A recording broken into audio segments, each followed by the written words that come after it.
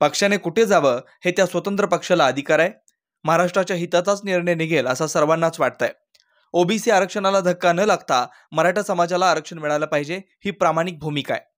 तीच भूमिका छगन भुजबळ आणि जरांगे पाटील यांची पण आहे. मराठा समाजाला आरक्षण मिळवण्यासाठी सरकार सकारात्मक आहे. 24 तारखेपर्यंत वाट पाहण्याची गरज लागणार नाही.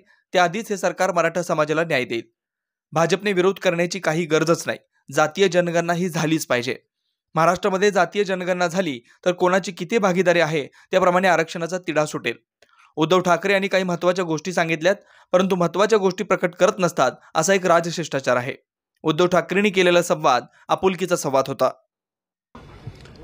आपापल्या पक्षांनी काय स्वतः म्हणजे कुठं जावं काय करावं हा त्या स्वतंत्र पक्षाचा अधिकार आहे. आज संत रविदास महाराज यांची पण पुण्यतिथी आहे. त्यामुळे शिव शाहू फुले आंबेडकर चळवळीत काम करणारा प्रत्येक कार्यकर्ता हा रविदास महाराजांना आज अभिवादन करतोय. तुम्ही जो प्रश्न विचारला इतर पक्षाची लोक गेली असतील तर तो त्यांचा अधिकार आहे. आमच्या गटातून किंवा आमच्या पक्षातून कोणी गेली नसतील तर आता तो आमचा अधिकार आहे.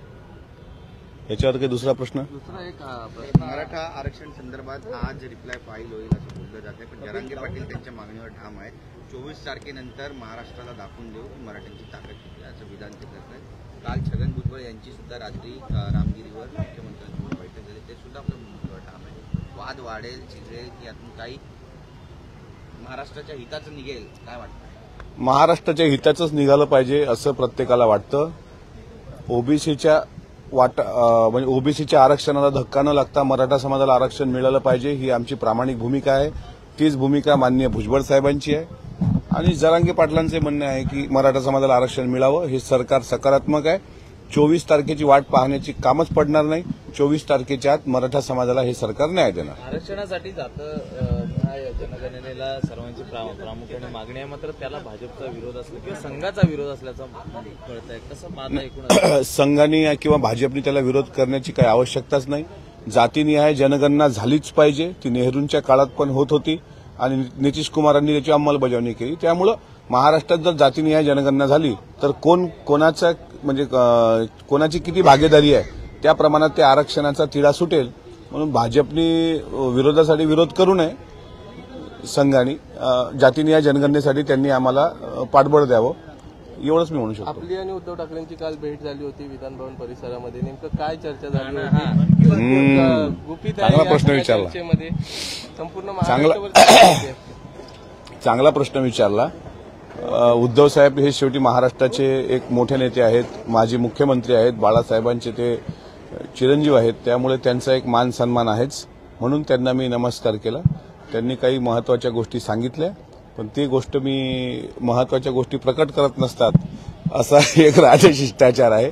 तुम्ही हा जरी प्रश्न विचारला असेल तरी उद्धव साहेबांनी माझ्याशी जो संवाद केला तो आपुलकीचा संवाद होता. तो वैयक्तिक संवाद होता. महायुतीत कसं राहावं याचा कानमंत्र त्यांनी दिलाय का? मी म्हणजे मंत्र स्वीकारणारा माणूस नाहीये. त्याच्यामुळे मंत्राचा कुठलाही असर माझ्यावर होत नाही. बॉडी स्ट्रक्चर बघितलं असता दोघांचा खूप गंभीर चर्चा दिसत होती. ते चर्चा होतीच ना. एक आपुलकीच्या नात्यानं एक पारिवारिक संवाद तो होता, पण तो काही कानमंत्र वगैरे नव्हता. आणि शेवटी मंत्रांचं माझं काय नातं आहे तुम्हाला माहिती आहे. अशी पण आहे की मिटकरी साहेब आता शिवसेना उभाटा पक्षाच्या वाटेवर आहे. दिवस वाढावे अशी आपली सुद्धा मागणी होती विरोधकांप्रमाणे. दिवस जर अधिवेशनाचे वाढले नाही तर आपली भूमिका काय? हे बघा, दिवस वाढवण्याची मागणी कशा करताय की शेतकऱ्यांच्या प्रश्नाला न्याय भेटला पाहिजे. आज त्याचा काल वरच्या सभागृहामध्ये मुख्यमंत्र्यांनी शेतकऱ्यांसाठी काय काय भरीव मदत तरतूद केलेली आहे ते काल त्यांच्या भाषणात सांगितलं. आज आमच्या सभागृहात सुद्धा त्याची उत्तरं मिळतील. उत्तरं जर समाधानकारक मिळाले, शेतकऱ्याच्या कर्जमाफीचा लाभ शेतकऱ्यांना जर मिळाला, न्याय मिळाला तर मग वरच्या पातळीवर ठरेल कामकाज सल्लागार समितीमध्ये. पण आरक्षणाचा कालावधी या सरकारने पूर्ण करावा अशी माझी मागणी आहे. त्या मागणीवर मी ठाम आहे. तुम्ही आता म्हणाले की सरकारने शेतकऱ्यांना मदत जी आहे जाहीर केली, परंतु विरोधकांमध्ये राष्ट्रवादी काँग्रेसचे प्रतिनिधी जयंत पाटील म्हणतात फक्त घोषणा केल्या, मदत जी काहीच मिळाली नाही. आपणही विरोधात जयंत पाटील साहेब वरिष्ठ नेते आहेत. त्यांचं म्हणणं साहजिक आहे. सध्या ते विरोधी पक्षात आहेत. पण एक गोष्ट हेही आहे की जाहीर करणं आणि त्याची अंमलबजावणी होणं. कारण शेतकरी जाहीर प्रत्येक सरकार मदत करते, पण त्याची तात्काळ अंमलबजावणी झाली पाहिजे. या मताशी दुमत असण्याचं कारण नाही. एकंदरीत मन की बात झाली भाषण पण काही तुम्हाला आमंत्रण आहे का उभाटा गटामध्ये येण्याचं त्यांचं काही असं का आमंत्रण आहे का काही? मला माझा पक्ष आहे ना, राष्ट्रवादी काँग्रेस पक्ष आहे. आता परवा बावनकुळे साहेब उद्धव साहेबांना भेटले, मग याचा अर्थ काही बावनकुळे साहेबांना उद्धवजींनी उभाटा गटात बोलावलं असं नाही होत. त्याच्यामुळे सगळ्यांचे, जसे तुमचे पत्रकार म्हणून सर्व चॅनलशी संबंध असतात, तसे आमचे पण सर्व पक्षाशी संबंध असतात, ते ठेवावे लागतात. 2024 संबंध वेगळे आहेत, त्याचा पगार शेतकऱ्यांचं न्यू इयर रेझोल्युशन काय?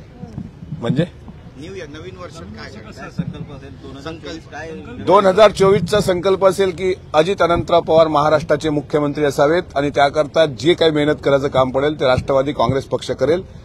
चालवा.